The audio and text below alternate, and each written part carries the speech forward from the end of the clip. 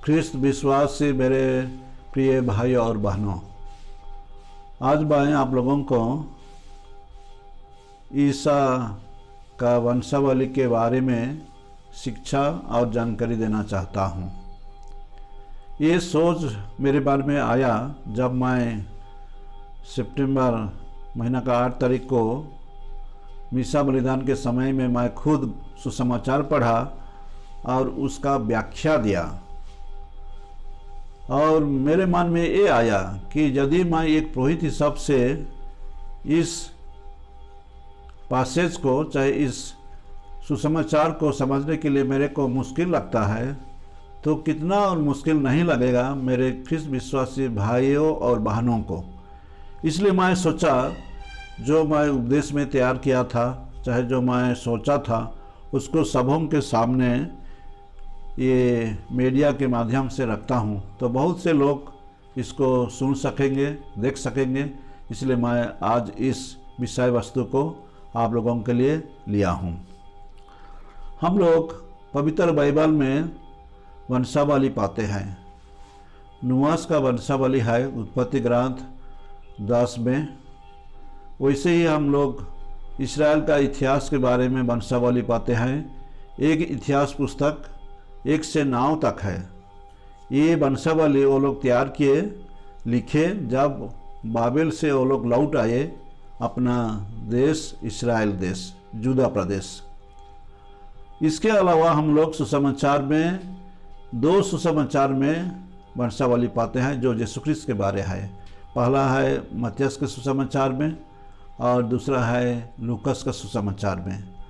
और दोनों सुसमाचार में जो भी वंशावली है यीशु ख्रिस्त का, लेकिन इसका प्रेजेंटेशन कहेंगे, चाहे इसको जैसे रखा गया है वो अलग अलग तरीक़ा से है।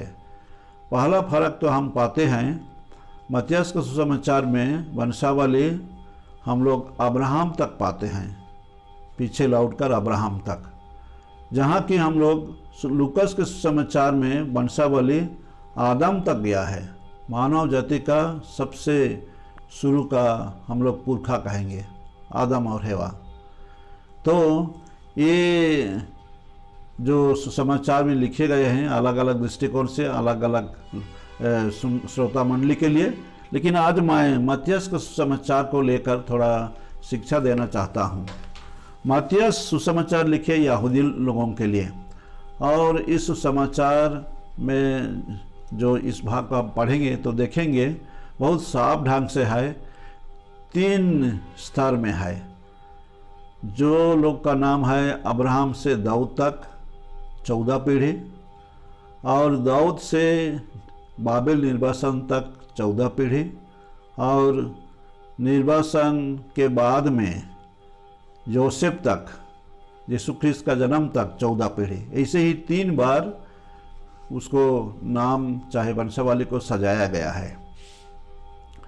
और नाम सब जरूर हम लोग के लिए कठिन है, कारण कि ये नाम इस्राएली लोगों का इतिहास से ही लिया गया है।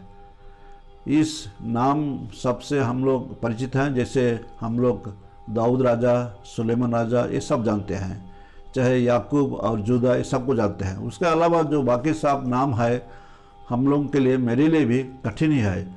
जैसे हम लोग सुनते हैं जो राजाओं के बारे में, हम लोग मनासे सुनेंगे, चाहे हम लोग सुनेंगे रेहोबोआम सुनेंगे, चाहे और अलग अलग ऐसा जेहोराम सुनेंगे। ये सब जरूर हम लोग के लिए याद करने के लिए कठिन है, लेकिन हम लोग उसको उस संदर्भ में पढ़ेंगे तो हम लोग कुछ समझेंगे। लेकिन ये मैं उतना डिटेल में नहीं जा रहा हूँ। लेकिन वंशावली का माने क्या है, क्यों ये लिखा गया है, उसको यदि हम लोग सवाल करेंगे तो हम लोग कहेंगे वंशावली में प्रमाण किया गया है यीशु ख्रिस्त जोसेफ और मरियम का बेटा है, जो कि दाऊद वंश के हैं, और उनका जन्म साधारण तौर से नहीं हुआ, लेकिन एक नबी का प्रतिज्ञा का पूरा होने का हिसाब से उसको वर्णन किया गया है। इसलिए ये वंशावली का मतलब है प्रमाण करना कि यीशु ख्रिस्त दाऊद के घराने से ही जन्म लिए थे। और उसको बढ़कर और एक विषय है जिसको हम इस शस्त्र के आधार में भी ले सकते हैं, लेकिन साधारण आदमी लोग यहाँ हम लोग समझ सकते हैं कि ये वंशावली प्रथम शताब्दी में ज़रूरत था, कारण कि लोग विश्वास किए यीशु ख्रिस्त को ईश्वरीय हिसाब से है बोल के, अर्थात यीशु ख्रिस्त का ईश्वरीय गुण है। लेकिन बहुत लोग ग्रहण करने नहीं चाहे उस समय में कि यीशु ख्रिस्त एक मानव भी है, हम लोग का जैसे शरीरधारी मानव है। इसलिए हम लोग सुसमाचार से यही भी शिक्षा पाते हैं कि यीशु ख्रिस्त दोनों है, ईश्वर भी है और मनुष्य भी है। और हम लोग संत यूहन्ना के सुसमाचार में भी यही बात को पाते हैं। संत यूहन्ना सुसमाचार में लिखे हैं कि शब्द जो अनादिकाल से था वो शरीर धारण किया। तो शरीर धारण करने का एक बड़ा घटना हुआ, ईश्वर होते हुए भी वे शरीर धारण किए और हमारे बीच निवास किए। तो ये वंशावली जरूर हम लोग के लिए प्रेरणादायक है, लेकिन हम इसको समझना कठिन है।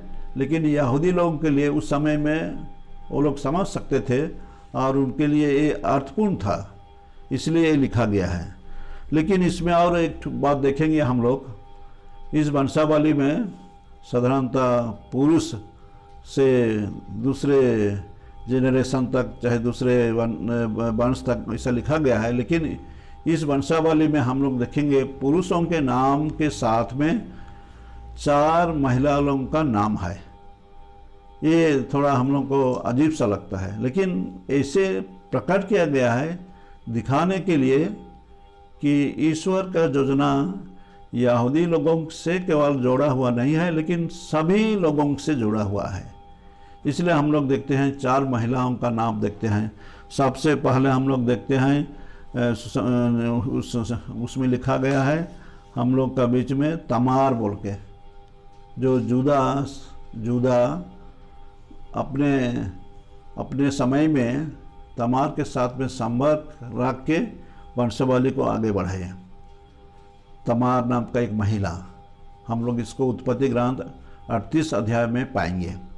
वैसे ही उसके बाद में हम लोग देखते हैं दूसरा महिला है, हम लोग पाते हैं जब ये जेरिको को अपना अधिकार में किया इस्राएली लोग, उस समय राहाब बोल के, राहाब एक साधारण महिला थी जिसको वेश्या कहा गया है। लेकिन इसी महिला से भी हम लोग वंशावली के साथ हम लोग जुड़े हुए पाते हैं। उसके बाद में तीसरा महिला है रूथ के बारे में एक छोटा पुस्तक भी है और एक घटना का वर्णन किया जाता है। रूथ एक मोआबाइट स्त्री था, अर्थात मोआब से वो महिला थी, लेकिन इसका मन और इसका दिल हम लोग का इस्राएली विश्वास के साथ में बहुत घनिष्ठ तरीका से जुड़ा हुआ था। और इस घटना में हम लोग देखते हैं रूथ जो था वो ईश्वर की जो योजना था उसे वो सहयोग करते हैं। वैसे ही हम लोग देखेंगे बातशेबा के बारे में। ये तो दाऊद राजा के समय में घटना हुआ कि दाऊद राजा बातशेबा के साथ में उसका शारीरिक संबंध किया अनैतिक तौर से, और उसी से एक बालक जन्मा था, लेकिन वो मर गया। लेकिन दूसरा लड़का जो जन्मा वो है सुलेमान राजा, आगे चलकर वो राजा होता है, अर्थात दाऊद के वंशज से ही सुलेमान का जन्म हुआ है। ऐसे ही 4 महिलाओं के बारे में वर्णन है और पुरुषों के साथ में इनका संबंध को जोड़ दिया गया है, और दाऊद का वंश का आगे चलने को हम लोग देखते हैं।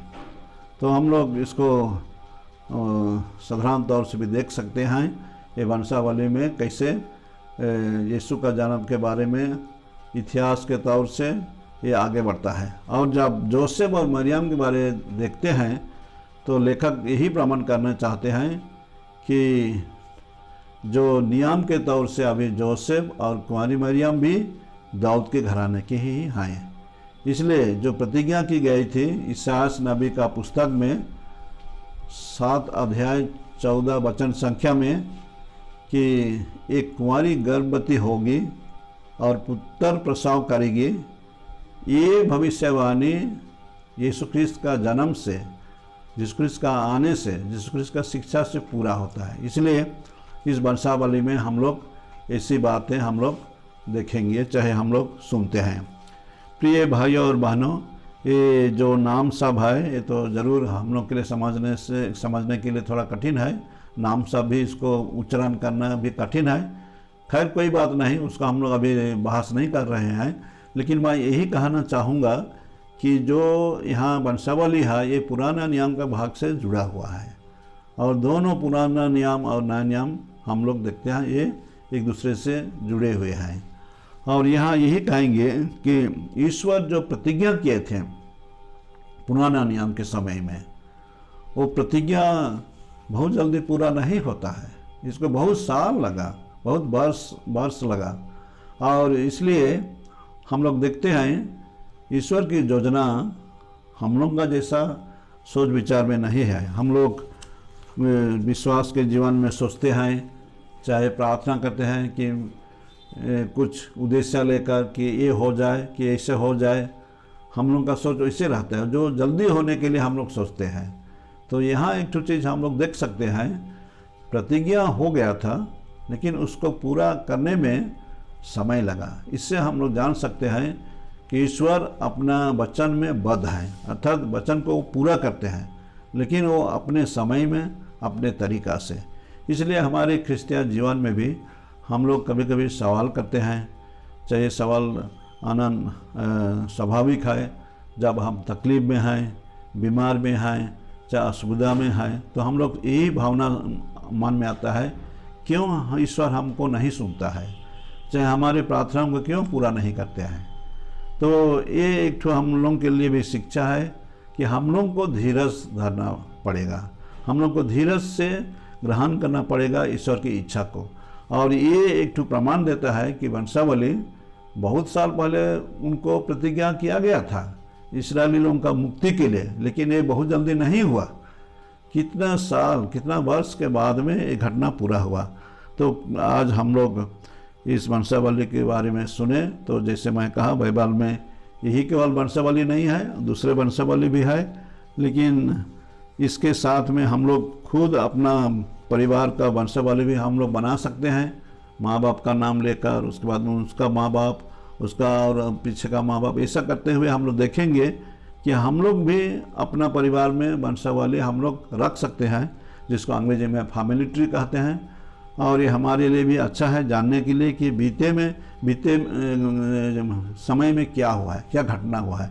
तो ये वंशावली जो हम लोग यीशु ख्रिस्त के बारे सुने, पढ़े, आज व्याख्या सुने, ज़रूर इसको आप लोग धीरे से एक बार उस पैसेज को पढ़ेंगे।